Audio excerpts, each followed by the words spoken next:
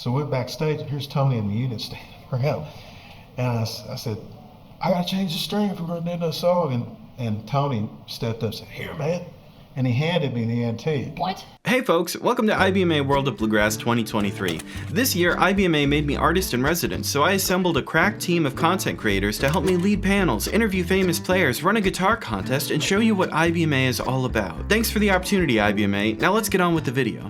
Hey folks, this is Mickey Abraham with Lessons with Marcel. We're hanging out at the IBMA's 2023. We've got Tim Stafford here hanging with us. Hopefully we'll get to some cool information. It's great to see you. It's been almost 20 years since I've seen you, man. Hard to believe, but good to see you too, Mickey, yeah. So everyone watching, they'll probably know you as a great bluegrass innovator of bluegrass guitar, but I'm really curious, did you grow up playing rock and roll or other styles before? Actually, the first music I got into to want to play was rock. I mean, it's 1972 or whatever, and so I was 12 years old wanting to play drums. I pestered my mom and dad long enough to where I actually got a drum set out of the deal. I had a neighbor who played, and so I would play along, and I was okay. I was getting pretty good at it. And then when I was a freshman in high school, first day of class, I walked in, there was two guys playing a mandolin and guitar. We started out from Bern one sunny August morning. There was just the four of us against the Matterhorn. And I remember I had to ask the guy what the little instrument was. He said, it's a mandolin, man. He said, the best mandolin player in the world lives right down the hill. And I said, who's that? He said, Doyle Lawson. I said, hey, never heard of him. He said, well, his mom lives down there, and he's the man called the Country Gentleman. They're the best. And he said, they show up down there, and sure enough, a few weeks later, the bus pulled in. And by then, I decided I wanted to learn how to play banjo so I could play with these two guys. That explains a lot about your right-hand cross-picking. Probably so. In my technique, Alison Krauss called it the baby seal flipper. When I play, it does sort of look like something that's natural. It's wild, man, but it works. Well, it's just the fact that when I played banjo, they always said, I had Earl Scruggs' instructional book, and it said you had to put these two fingers down. So, and he said, if it doesn't work, cut a garden hose up and put a couple of garden hose around it was to tie them together. And I did that. And so I had both of these down for a long time. So when I started picking up guitar, I just naturally laid this down, both of them at first, but then this one to give a little more motion. And I'm double jointed, so that sort of thing is less restrictive of me motion-wise than it probably would be other players. So you got into playing banjo, and then, how did you get into the scene where you're meeting people like Alison Krauss and getting into bands like Blue Highway?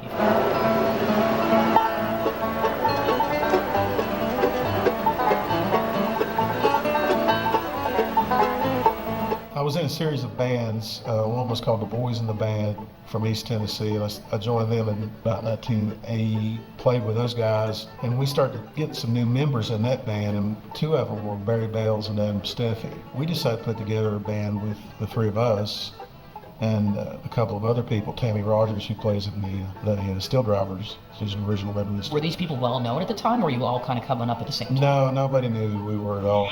And I turned that off. And I go ahead and just go. Sorry, man. He asked me to do that, and I was so yeah. That was me. I'll take the blame. Oh, that was you. Like, give me the biscuits. You wanted to hear the biscuits? Yeah. I love it. They told me you don't do a podcast. It'd be perfect. Do it like you did that, turn the lights off. I studied on killing you with a guitar one time. Already the best interview we've ever done.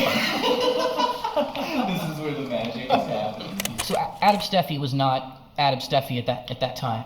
Yeah, I guess that's a good way to put it. Yeah, I mean, when he came into our band, he was a teenage kid. By the time he started playing in Boys in the Band, he had already woodshedded a lot, and was playing that clean, perfect tone, and he was already Adam Steffi. How did you get on the radar of Alison Krauss? Like I say, we formed this band, Dusty Miller, but around that time, right before we did that, the boys in the band decided to go to Spigma and enter the contest in Nashville. And so we went down and we were jamming in the hallway and rehearsing. And I noticed this little girl standing around. She was listening to me play and sing. Then we got to the competition and she was in a band and she came out and killed it. And I was like, who is this girl, Well, Well, it was Allison, and they won the contest. We placed somewhere in it, but I don't remember where it was. But so like a week or two later, I get a call from her, and she says, "Would you be interested in joining the group?" Wow! And I had already told a group of girls called the McCarter sisters that I would play with them. They went to ETSU, Jennifer McCarter, and they had a country hit at that time called "The Gift." Tell you the way I truly feel. And they had a few other hits too. So they asked me to play with them, and I said I'd do it. Well, that never happened. So I didn't do either thing. But then, when we formed Dusty Miller, she sort of became a fan of that group. We're the Dusty Miller Band from Kingsport, Tennessee.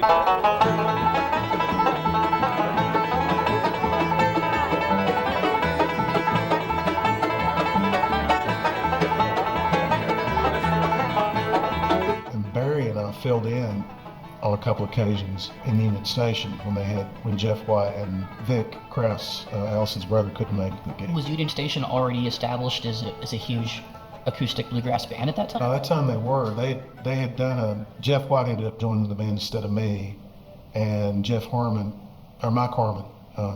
joined on banjo, and so they did this album called Two Highways. I remember actually I came up to her at Spigma after I saw she was watching us practice and said, "I just want to say I love your stuff," because her first album had come out, Too Late to Cry. And I said, "I just love the material." And she introduced me to John Pennell because he wrote most of it, And I said, "Your singing is so good." Oh, it's like she'd never heard that before. It's like, did you know that you'd be so serious about playing? Did it seem very natural for you to end up in these huge, influential bands? At that time, it's just a group of friends. It wasn't any kind of deal like that.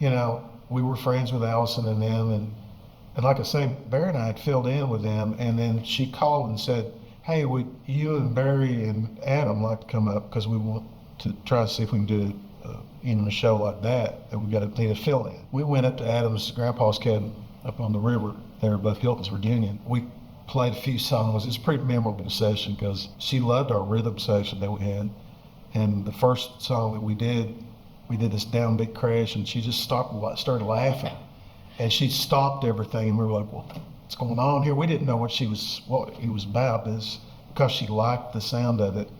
And then a few minutes later, she said, "You guys want to join the band?" Like that, That's awesome. And we said, "Yeah, we want to join the band." So that's how it started, and it was just like, we had no idea what it was going to turn into, but we knew that she was really good. We knew. Thanks for staying with us. We'd like to do a song now written by Larry Cordell called Two Highways.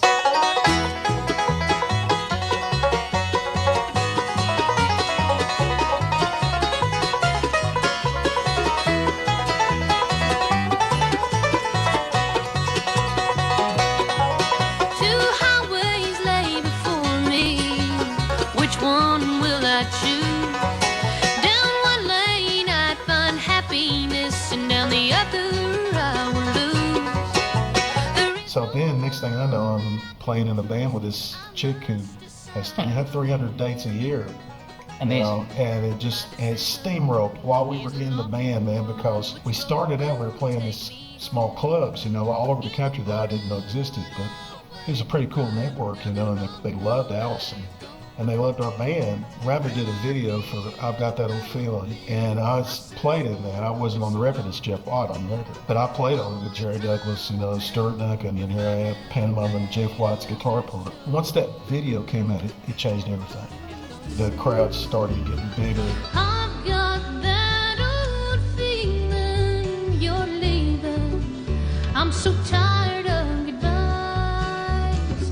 I can't wait on your love forever while you change your mind. After I left, she did the Keith Whitley tribute, When You Say Nothing at All, and it took it to another level. That just made her a mega star. Totally. So yeah, that I could see that happening eventually, because she's just such a pure singer, and her ear is so good. She can hear things dogs hadn't thought of yet. She can pick anything out. So was she the one that introduced you to Tony Rice? I guess she was, because I was thinking, first time I ever really met Tony was we were playing at Winter Hawk with Allison. Thank you very much. Thanks so much. we played our set and we did our last song. The crowd just, and I'm doing an encore. Well, I broke a string during that song. So we went backstage, and here's Tony in the unit standing around.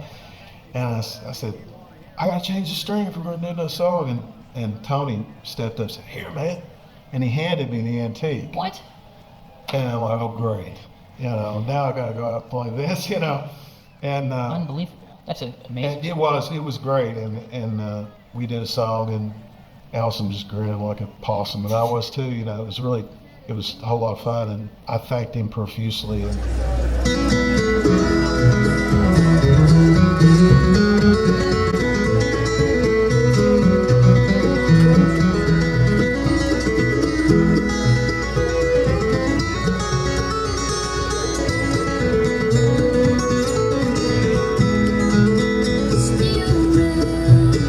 Chasing sunshine round the bend, winding through the trees like a ribbon in the wind. We got to develop a relationship. We had the same age of Keith Case, and so we ended up playing on the same shows and stuff. So I got to hang out, talk with him a lot, and then years later I asked him if he ever thought about having a book done about him.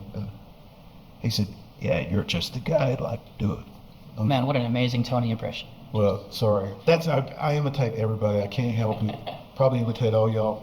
Yeah, when the Bluegrass, if the career doesn't work out, you could do impressions. Yeah, I've been told that. But How did you go about doing research for that book? Can you tell me a little bit about the process of putting that book together? it just occurred to me that if anybody deserved a book, it was Tony, because he changed the sound of Bluegrass. I mean, everybody focused on his lead playing, but to me, his rhythm playing had literally changed the sound of Bluegrass completely. Completely. And it never would be the same. And so I thought, well, I know Tony, and I just got brave and asked him, and he said he was all for it. So I just started emailing people and calling people and interviewing whoever I could. And I got pretty far into it. About 5 years into it, Pam, Tony's wife, suggested that we bring in Caroline Wright, who's a journalist from Hawaii, who had already done an article on Tony in a magazine called Listen.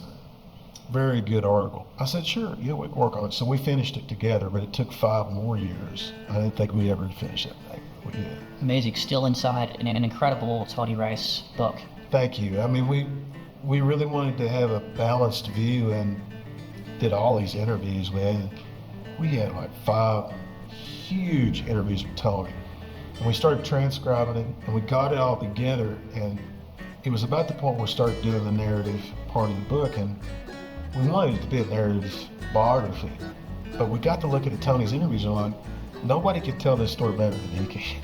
He's so articulate, and why don't we just put it in his words? So we did. We edited interviews together to come up with a chronologically based history of Tony that has chapters that have 2 parts. One is his story, told in his words.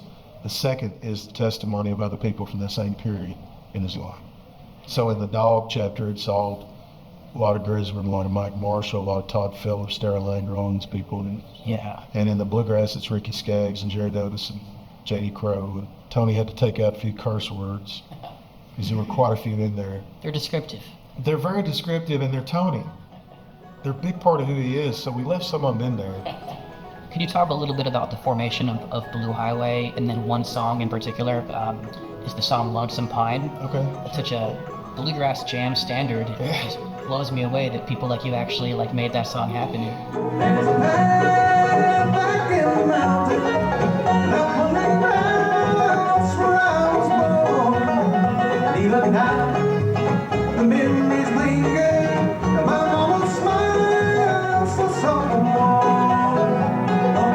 Blue Highway was sort of an accident because it was an afterthought for me, because I thought after I left Allison's band, and the reason I left is because my son was born in January of '92. We had been gone forever. I mean, the year before that, 91, we were gone 350 days. Wow. So I said, I'm just never going to see this kid grow up if this keeps on. It was a really tough decision. And I remember it was at Merlefest, and I met Dan Tominski on the way to the bus to tell those guys that I was quitting. And I said, man, you want a job? Yeah, man, I did. Well, he had already been traveling with us a little bit, so I thought he was a natural guy.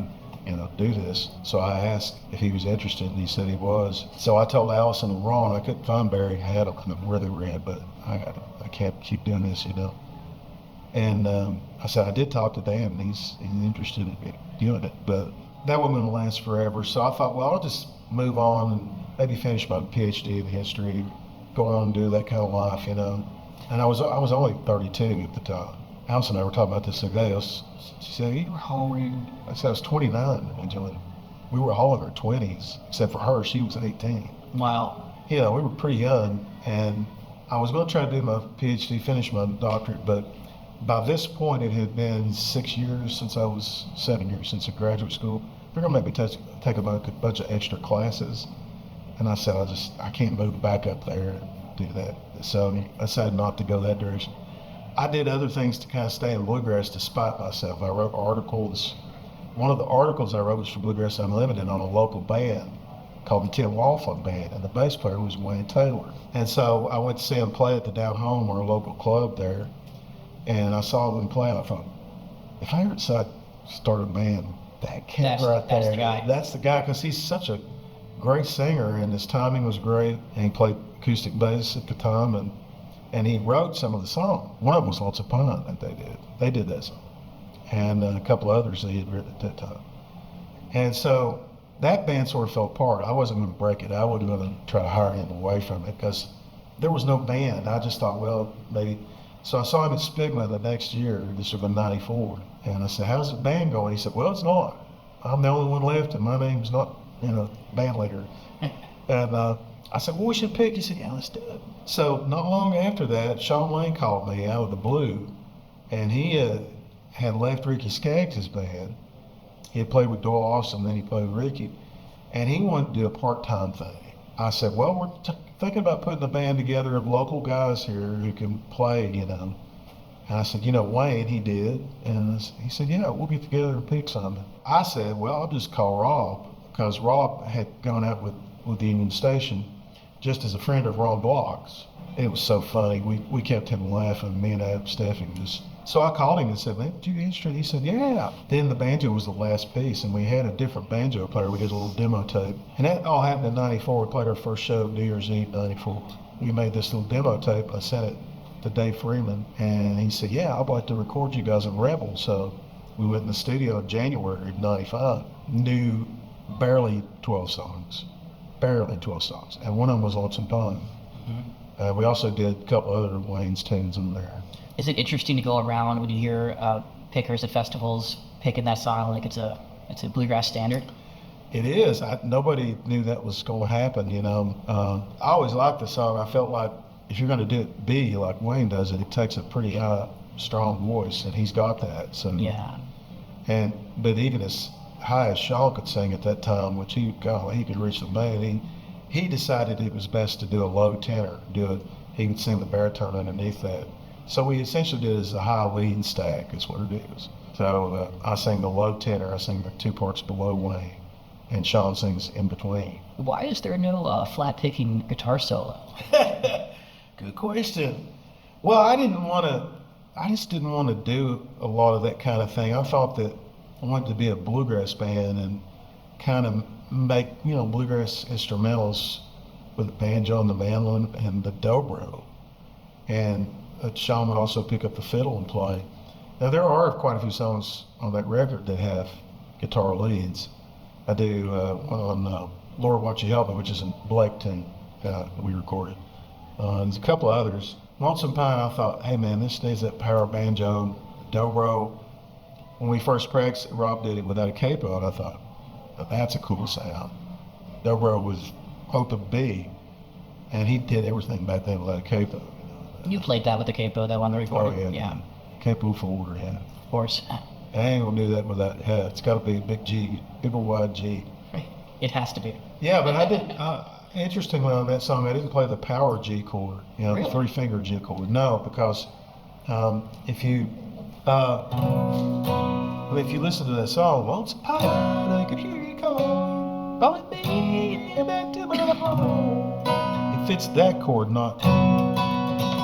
it's not a power G chord song. I've been playing it wrong. Well, I like it better this way. Now I can also do that Charlie Waller lick where he does a little folk lick. I do that in there. If you listen to it, you can hear it. You know.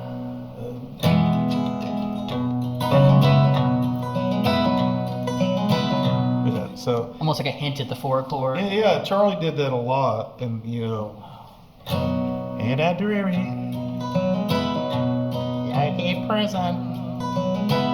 And also Tony used to do that lick. He had learned it from Charlie, and he did it on the first record that he did, "Doing My Time."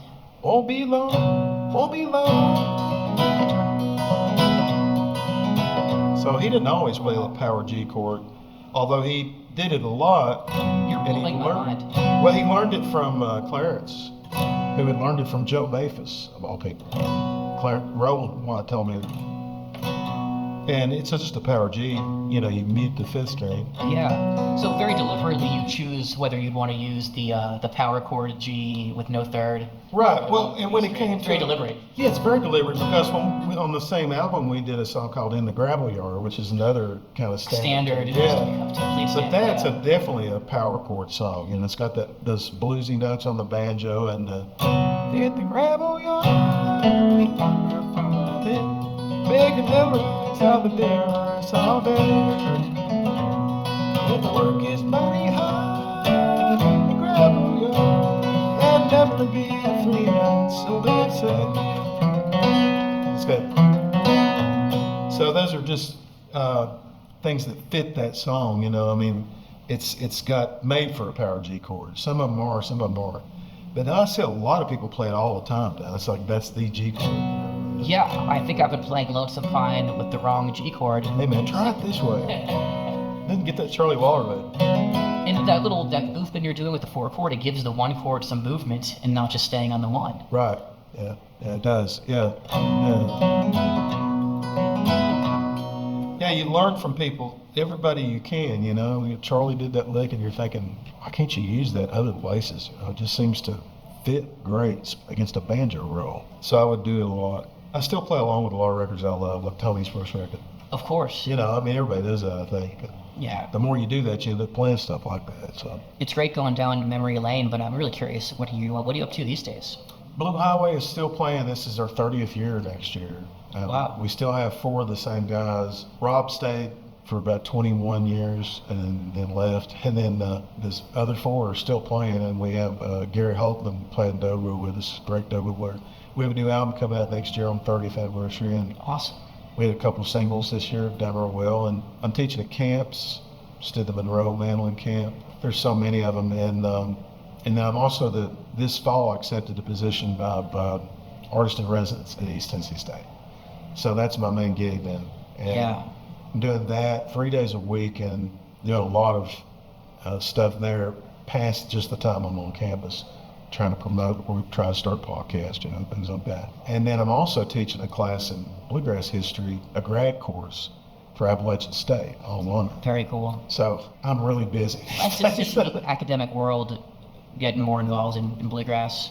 Yeah, because I have a foot in that world too, and this class is really cool because we have chats with people like Neil Rosenberg and Garrett Reed, and you know, we just had Tommy Goldsmith in. He wrote the book Flat and Scrubs and Foggy Mouth Breakdown, and the Bluegrass Reader, and he's a really good writer.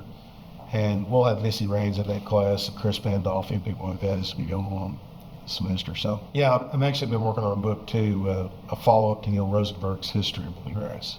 Hopefully I have that out within a few years. That's awesome. Taking from the 70s up to the present, hopefully. I'm glad you made the connections you did and recorded the songs you did and made those Bluegrass classics. Oh, thanks, Mickey. I appreciate it. And I really appreciate you taking the time out of the IBMA schedule to meet with us this afternoon. I appreciate you. Thanks to you and Marcel. Well, you did a lot of great stuff. Thank you. Yeah. We appreciate it and Absolutely. look forward to more. Absolutely. I studied on killing you with a guitar one time. Already the best interview we've ever done. This is where the magic is happening.